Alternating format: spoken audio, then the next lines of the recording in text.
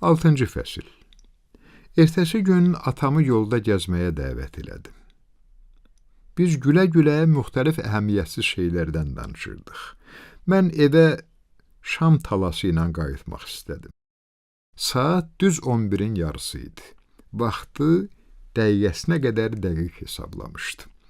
Atam öndə gedirdi, darcığılı tikanlı kolluq basmışdı. Atam tez-tez kolları aralayırdı ki, mən ilişib ayaqlarımı cızmayım. O qəflətən dayandı. Onları gördüyünü anladım. Atama yaxınlaşdım. Sirillə Elza yerə tökülmüş yarpaqların üstündə yatırdılar. Görünüşləri ilə kənd idilliyasının bütün əlamətlərini nümayiş etdirirdilər. Tapşırdıqlarıma dəqiqliklə əməl etsələr də, onları bu vəziyyətdə görəndə ürəyim sıxıldı. Nə olsun ki, Elza atamı sevir, Siril də məni. Onların ikisi də gözəldi, ikisi də gəncdi və bir-birinə o qədər yaxındılar ki. Atama baxdım. O tərpənmirdi. Gözlərini onlara zilləmişdi. Bənizi qeyri-adi dərəcədə ağarmışdı.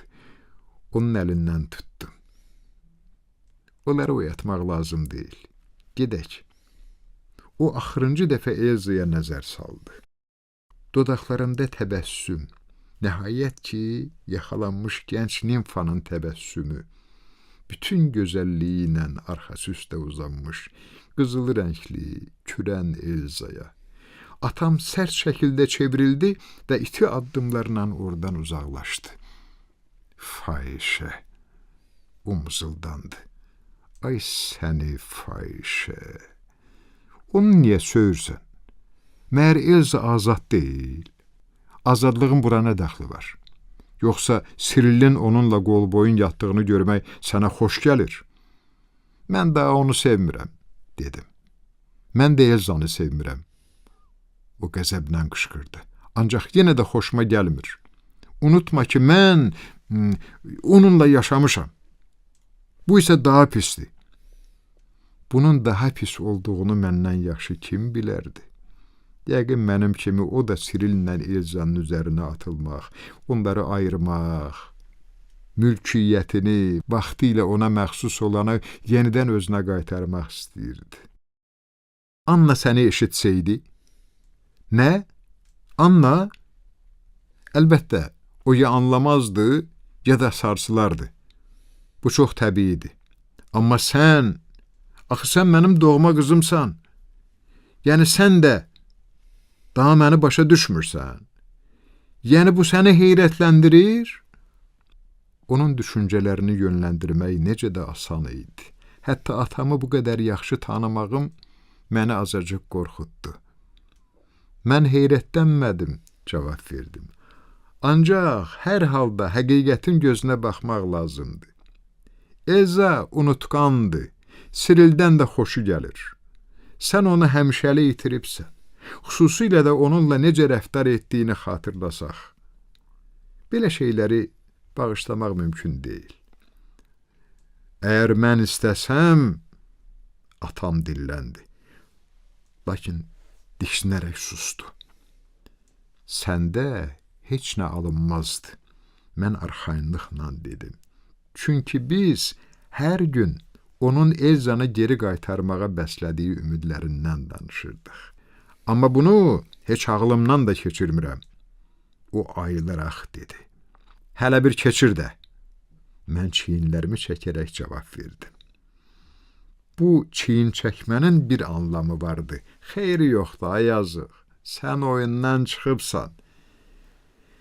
Geri qaydarkən o bütün yolu boyu sustu. Evdə Annanı qucaqlayıb gözlərini yumdu və onu bir neçə saniyə özünə sıxdı. Təəccüblənmiş Anna təbəssümlə ona tabe oldu. Mən otaqdan çıxdım və utancımdan yana-yana dəhlizdə divara söykəndim. Saat 2-də Sirilin yavaşdan çaldığı fiti eşitdim və çimərliyə indim. Siril dərhal qayığa minməyimə kömək elədi və açıq dənizə üzdü. Dəniz adamsız idi. Bu istidə çimmək heç kimin ağlına gəlmirdi. O sahildən uzaqlaşandan sonra yelkənləri endirdi və mənə sarı çevrildi. Biz güclə bir-iki kəlmə kəsdik. Bu səhər sözə o başladı. Sus, mən dedim. Sus. O məni ehtiyatla brezentin üstünə yıxdı. Biz tər içindəydik. Bədənimiz yaş, sürüşkən idi. Naqolay tələsə-tələsə hərəkət edirdik. Qayıq altımızda eyni ritmdə yırğalanırdı. Günəş düz gözümə düşürdü. Birdən Sirilin amiranə və nəvazişli pıçıltısı eşidildi. Günəş yerindən qopdu, alışdı və üstümə yıxıldı. Mən hardayam? Dənizin, zamanın, yoxsa həzzin girdabında? Mən yüksək səslə Sirili çağırırdım. O cavab vermirdi. Cavab verməyə ehtiyac yox idi. Sonrasa duzlu suyun sərinliyi. İkimiz də gülürdük. Gözlərimiz qamaşa-qamaşa, kövrələ-kövrələ, minnətdar ola-ola. Günəş də, dəniz də, gülüş də, sevgi də bizə məxsus idi. Görəsən bu hissləri bir də nə vaxtsa bu yayda olduğu kimi, yəni qorxu və vicdan əzabının onlara qatdığı güc və çılğınlıqla yaşaya biləcəyikmi? Sevgi mənə yalnız real hiss oluna biləcək fiziki həzz vermirdi. Mən onun barəsində düşünərkən intellektual həzzə bənzər bir şey yaşayırdım. Sevişmək, sevgi ilə məşğul olmaq sözünün sırf özünə məxsus, xüsusi, onu mənasından ayıran bir cazibəsi vardı. Aydın mənası olan maddi məşğul olmaq sözünün, sevgi sözünün poetik mücərrətliyi ilə uzlaşması məni məftun eləyirdi. Əvvəllər mən bu sözləri qətiyyən, utanmadan, bir qram da sıxılmadan, onların şirinliyini sezmədən dilimə gətirirdim. İndi isə fikir vermişdim ki, utanıram. Atam Annaya bir qədər çox nəzər salanda, Anna onun üçün təzə olan qırıq-qırıq, səssiz, arsız gülüşü ilə güləndə, o səsləri eşidəndə atamın da, mənim də rəngim qaçırdı və biz pəncərəyə baxmağa başlayırdıq. Mən gözlərimi endirirdim. Annaya gülüşünün necə səsləndiyini desəydik, bizə inanmazdı. O atamla sevgili kimi yox, dost, mehriban dost kimi davranırdı. Amma yəqin gecə bu barədə fikirləşməyi özümə qadağan eləmişdim. Narahat düşüncələrdən zəhləm gedirdi. Günlər keçirdi. Mən Annanı, atamı, Elzanı qismən unutmuşdum. Başım öz sevgimə elə qarışmışdı ki, yuxudakı kimi gözü bağlı, sakit və mehriban yaşayırdım. Siril hamilə qalmaqdan qorxub-qorxmadığımı soruşdu. Cavab verdim ki, hər şeydə ona güvənirəm və o bu sözlərimi borc kimi qəbul elədi. Bəlkə elə buna görə də ona çox asanlıqla təslim olmuşdu. Siril məsuliyyəti mənim üzərimə atmırdı. Əgər hamilə qalsam, təqsir onda olacaq. O mənim daşıya bilmədiyim şeyi, məsuliyyəti özlərinə götürmüşdü. Hərçənd hamilə qalmaq ehtimalına inanmırdım. Mən arıq və əzələli idim. Həyatımda ilk dəfə yeniyetmə bədən quruluşuna sahib olduğuma görə sevinirdim. Bu arada Elzanın səbri tükənməyə başlamışdı.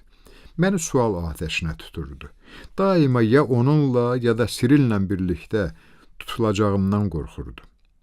Elza işlərini elə qururdu ki, həmişə və hər yerdə atamın gözünə görünsün, onun yoluna çıxsın.